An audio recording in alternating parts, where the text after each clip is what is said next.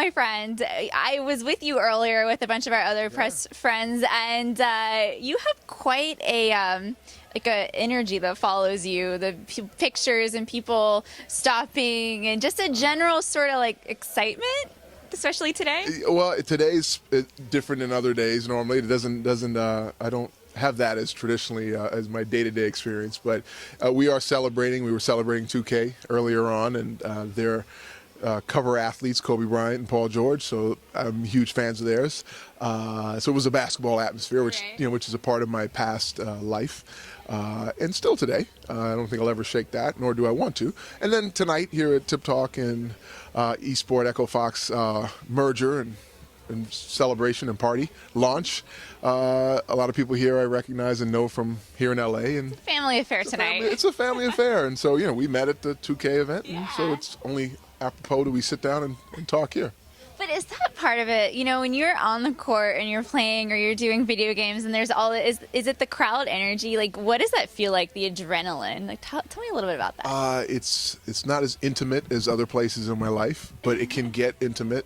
It can get intimate because between the lines and in competition, when you are in the zone or you're focused on competing, there's nothing else. Even though you have a lot of people there in celebration of your team or individuals, you really kind of get lost in the game, or you get lost on the floor. And for me, it's no different in esports now as an owner in Echo Fox. It's I get lost in supporting my team and supporting my players, and nothing else at times matters other than to just make sure they are given the best support needed so they can go out and succeed.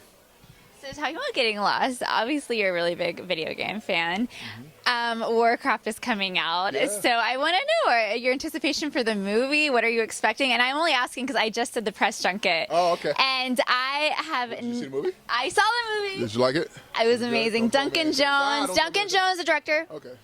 Did it justice. Okay, wow. But I got murdered in the YouTube comments from Warcraft fans for the fact that I wasn't as knowledgeable about the game. Well, the game's been out for a long time, but it has a lot of layers. So I think I don't know if that's fair for you to have been crucified in that respect. They probably were just jealous you got to see the movie. That probably had a lot to do with it. Are you pretty jealous? I'm a little jealous myself for the Horde. I am definitely a Horde rider, and I played the game for many years, and so I always wondered, having a connection to and access to Bobby, the owner over there at Activision and Blizzard, asking him for years when they were going to make the movie, and I didn't know if we'd ever see it, and now here it is. So, yeah, I'm looking forward to going and checking it out. I'm glad to hear that you thought it was good. Okay, I want to do like a really quick fire round of questions, and I saw this on Twitter, and it really made us laugh, and it was from Mike Epps, and it said, all of us wanted to have the silky, wavy Rick Fox hair. Yeah. What was your reaction to that? That was an interview I did for After Dark on NBA TV, and it just aired the other night, and Mike and I go back to Indiana days, and he's a comedian, so he's always going to find humor that connects with fans, and for years my hair has been talked about as this. I mean, I didn't grow up necessarily watching or familiar with sports, but I do remember like years ago, before I even knew who you were, I remember being like, oh, that guy has a good head of hair. Yeah, it got way too much attention than it probably should have. It overshadowed my basketball career, actually. Do you feel like you're the sports version of the Rachel from Friends? Because Jennifer Aniston's hair is probably her most talked about.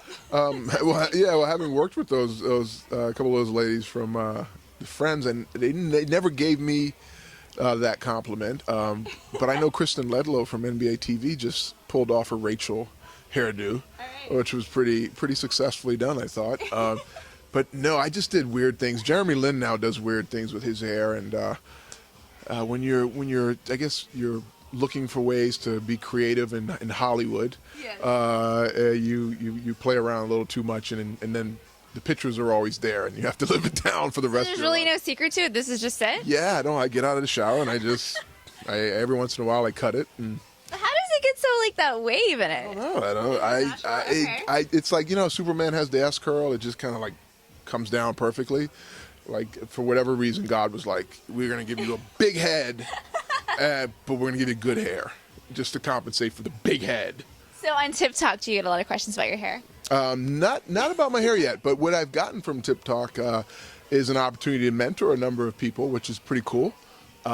individuals searching for career paths and questions to how to move their careers forward in certain areas, which is a lot different than a lot of the other conversations I've had on social media.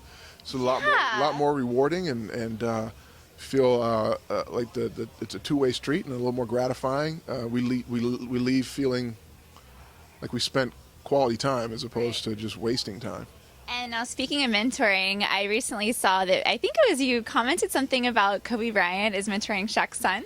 He is. So would that warm your heart? I mean, talk about family. Look, so much has been documented over the years of how the two of them, even though we had such great success together, how the two had struggles or differences in opinions. That's in any team environment that goes down, especially when you have excellent players such as themselves.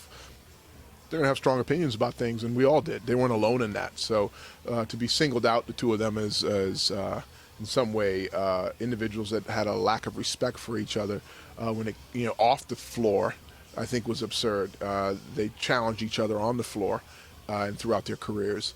But to hear now that long after basketball, the two of them, we all have kids that are of the age of college and high school, and Shaq's son is a very talented young man and on his way to, I'm sure, having a career of his own. And to know that Kobe would, really take time within his day to work with Shaq's son is really, like I said, warms my heart, because it's just it's a village. It takes a village to raise a kid, and what how blessed is he to have Shaq as a father when it comes to basketball, and have Uncle Kobe, reaching down and teaching him the ways of the Black Mamba.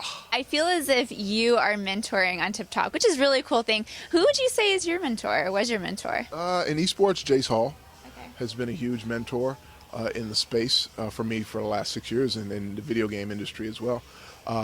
And in business, I've been blessed to have a number of. Here we are at Stratton's house here. I've been fortunate to come across some very successful businessmen that I've been fortunate to do business with, but also have learned from their journeys in life as businessmen and entrepreneurs, and I have a number of them in my life that I can call on, and that I have had successful ventures with.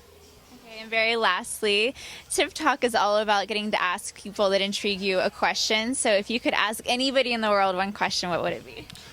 I'd ask Klay Thompson right now what it felt like in Game 6 in Oklahoma City to be in such a zone and to go on such a tear, to knock down 11 three-pointers, to really drag his team across the finish line to get to a Game 7. And then I would follow that up with a second Tip Talk question to Stratton, who sits right next to Steve Kerr and was at Game 7. I saw him on the TV on Memorial Day weekend. I'd ask him what was it like to experience that courtside, in a Game 7 when he's basically in the huddle. I don't know. It can't be any better seat than to be in the huddle with the team, pretty much. Yeah.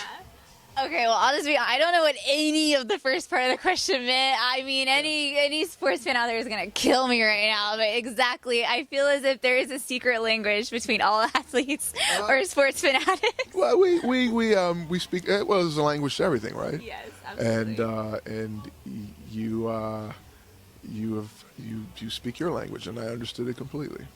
Good. I think it's really cool to hear, and the specific moment in a game and the scores and every detail. I'm like, wow, your memory is kind of crazy. Well, it was really impressive. It was never done. It was history. I'd never seen someone do what he did. So it's been talked about for days, since. But it's also, I come from that field, so it was really remarkable to see.